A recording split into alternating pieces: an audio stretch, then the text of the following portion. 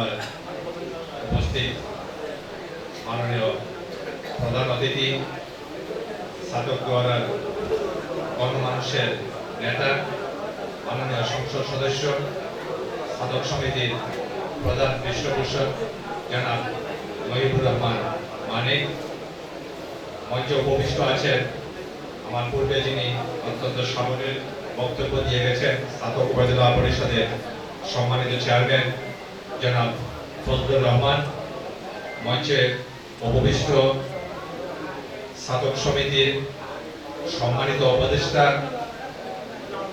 যিনি সমিতির সাধারণ সম্পাদক এবং সভাপতি হিসাবে দায়িত্ব পালন করেছেন এবং বর্তমান নির্বাচন কমিশনের অন্যতম সদস্য বিশিষ্ট ব্যবসায়ী পরিচ্ছন্ন রাজনীতিবিদ জনাব নাসির হোসেন, মঞ্চে উপবিষ্ট আছেন ছাতক সমিতির সাবেক সাধারণ সম্পাদক আমার অত্যন্ত প্রিয়ভাজন জনাব মোহাম্মদ সানাওয়ার, মঞ্চে উপবিষ্ট ছাতক উপজেলা পরিষদের সম্মানিত ভাইস চেয়ারম্যান জনাব আবু সাদাত লাহিন সহ আমন্ত্রিত অতিথিবৃন্দ, কৃতি শিক্ষার্থী, সফল জনজননী এবং আজকে শিক্ষার বিভিন্ন ক্ষেত্রে সফলতা অর্জন করায় যাদেরকে আমরা সম্মাননা জানিয়েছি, যারা আমাদের ছাতকবাসীর মুখ আলোকিত করেছেন, ওনারা সহ ছাতক সমিতির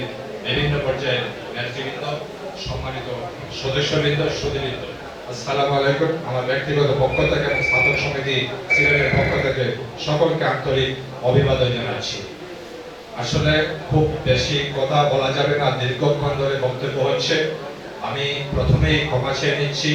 আমাদের প্রোগ্রাম মূলত 4টায় শুরু করার কথা ছিল, কিন্তু আমরা সঙ্গত কারণে সেটা করতে পারিনি। সন্ধ্যার পর আমাদের প্রোগ্রাম শুরু হয়েছে এবং একাধারে আমাদের প্রোগ্রাম চলছে এবং দ্বিতীয় সেশনে আমাদের নির্বাচন অনুষ্ঠিত হবে।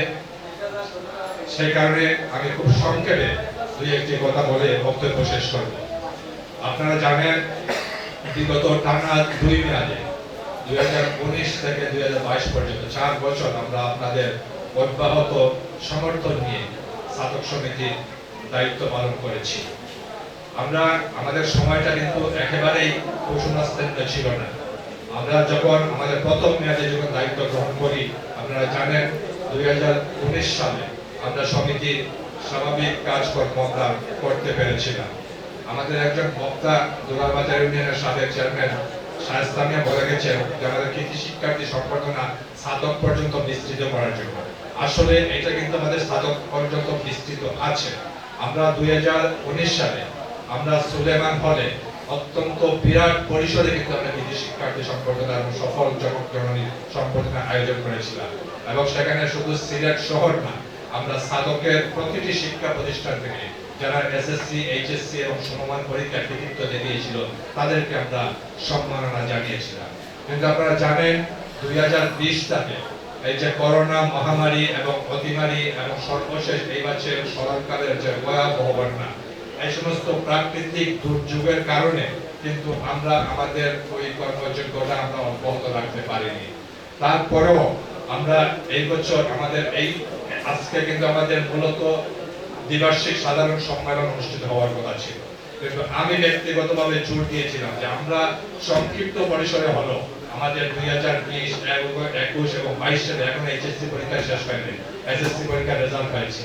এই 3 বছরে যারা আমাদের সন্তানাদি অন্তত সিলেট শহরে বড় পরিসরে যেহেতু এজিএম এর সাথে আয়োজন করা ডিফিকাল্ট হয়ে যাবে, সেই কারণে আমি এই প্রস্তাবটা দিয়েছিলাম এবং সকলে আমাকে সহযোগিতা করেছে এবং এই বিরাট আয়োজন করতে গিয়ে যারা অক্লান্ত পরিশ্রম করেছেন আমি সকলকে ধন্যবাদ এবং কৃতজ্ঞতা জানাচ্ছি।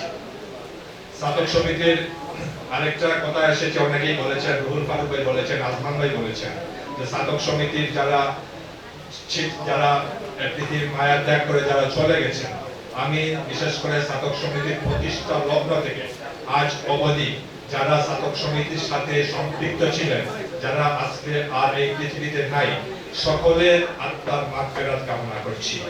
আমরা ছাতক সমিতি আমরা সব সময় চেষ্টা করি সমিতির সাথে যারা ছিলেন তাদেরকে আমরা স্মরণ করার, আপনারা জানেন আমাদের অধ্যক্ষ আক্তাবুর রহমান সাহেব ছাত্র সমিতির সাবেক দীর্ঘদিনের সভাপতি, তিনি যখন ইন্তেকাল করেন তখন আমাদের এই বর্তমান কমিটির প্রথম মেয়র, আমরা সেই সুলেমান হলে আমরা কিন্তু অনেক বড় আকারে সেখানে শোক সভার আয়োজন করেছিলাম। এবং আমরা এই করোনাকালীন সময়েও আমাদের যারা এই পৃথিবী থেকে চলে গেছেন, বিশেষ করে আমাদের শহীদ ডাক্তার মঈনুদ্দিন, আমাদের সাবেক চেয়ারম্যান গিয়াস মিয়া, আমাদের আজীবন সদস্য মুক্তিযোদ্ধা আব্দুল মকিদ সহ তাদেরকে কিন্তু আমরা স্মরণ করেছি এবং তাদের জন্য আমরা দোয়া মাহফিলের আয়োজন করেছি। এটা ঠিক আজকে প্রস্তাব আকারে হয়তো সেটা আসে না, এটা আমাদের অনিচ্ছাকৃত ত্রুটি। তবে আমরা যে ডিরেক্টরিটা প্রকাশ করেছি, আপনারা খেয়াল করে সেখানে দেখবেন ডিরেক্টরিতে কিন্তু আমরা স্মৃতির পাতায় কমলার একটা পাতা সেখানে রেখেছি, যেটা আফজাল ভাই এবং জনাব নাসির হোসেন সাহেব যেটা শুরু করে দিয়েছিলেন।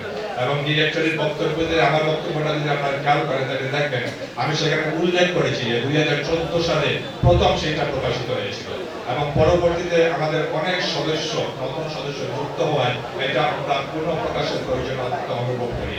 তারাও কিন্তু এই ডিরেক্টরিতে স্মৃতির পাতাটা রেখেছিলেন এবং এই জায়গায় কিন্তু আমাদের আকলাক ভাই সহ যারা আমাদের সময় যাদেরকে আমরা হারিয়েছি তাদের সঙ্গে আমরা সেখানে সংযুক্ত করেছি।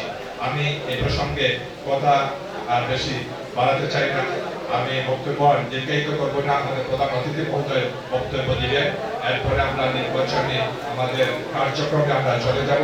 আমি বিশেষ করে আমাদের এই সময়ে আমাদের এই টানা 2 মেয়াদে যারা আপনারা আমাদেরকে যারা সহযোগিতা করেছেন এবং বিশেষ করে আর্থিকভাবে, আমি কারোর নাম উল্লেখ করে এবং কত টাকা দিয়েছেন সেটা উল্লেখ করে আমি সেটা কাউকে ছোট বা কাউকে খাটো করতে চাই না সেইভাবে, কিন্তু আপনারা জানেন অনেকেই আমাদেরকে আর্থিকভাবে আমাদেরকে সাপোর্ট দিয়েছেন। আজকের এই এজিএম, এই যে আরম্ভপূর্ণ এজিএম, আপনাদের আর্থিক সহযোগিতা ছাড়া সেটা আমাদের পক্ষে আয়োজন করা সম্ভব হতো না।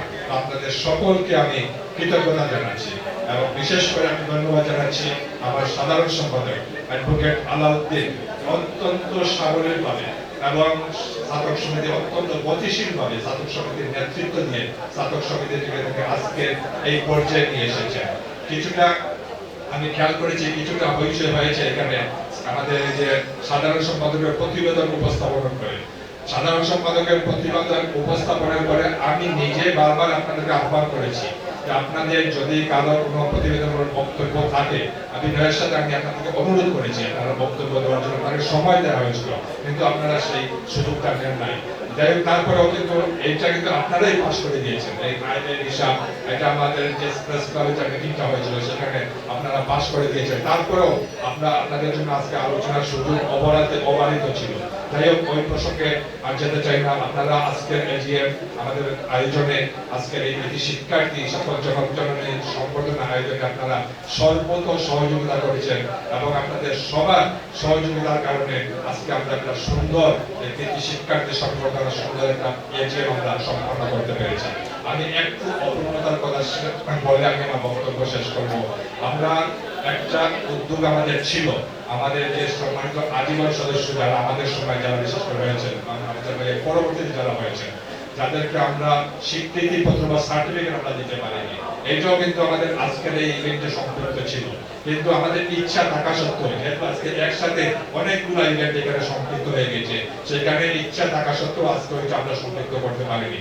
আমার অনুরোধ থাকবে পরবর্তী মেয়াদে যারা নেতৃত্বে আসবেন তারা যাতে এই কাজটা যাতে সম্পন্ন করতে পারেন। আমার সেক্রেটারি সাহেব অনুরোধ করে গিয়েছেন যে আমাদের ডিরেক্টরিতে যাদের নাম বাদ পড়েছে, ভুলবশত যদি কারো নাম বাদ পড়ে থাকে বা পরবর্তীতে যারা আজীবন সদস্য হবেন তাদেরকেও যাতে করে আপনারা এই জায়গায় সম্পৃক্ত করেন সেই অনুরোধটিকে রেখে, এবং আজকে আমাদের মাননীয় প্রধান অতিথির বক্তব্যের পরে আমাদের প্রথম সেশনটা আমাদের শেষ হয়ে যাবে এবং এরপরে দ্বিতীয় সেশনটা পরিচালনা করবেন আমাদের নির্বাচন কমিশন। এখানে নির্বাচন কমিশনের সম্মানিত সদস্য জনাব নাসির হোসেন এবং জনাব আব্দুল ফান্নান সাহেব আছেন, ওনারা পরবর্তী সেশন পরিচালনা করবেন।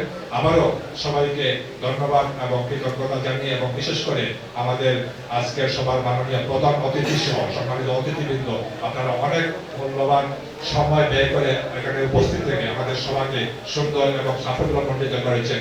সকলকে ধন্যবাদ এবং কৃতজ্ঞতা জানিয়ে সকলের সুস্বাস্থ্য ও দীর্ঘায়ু কামনা করে শেষ করছি। খুদা হাফেজ। বাংলাদেশ জিন্দাবাদ।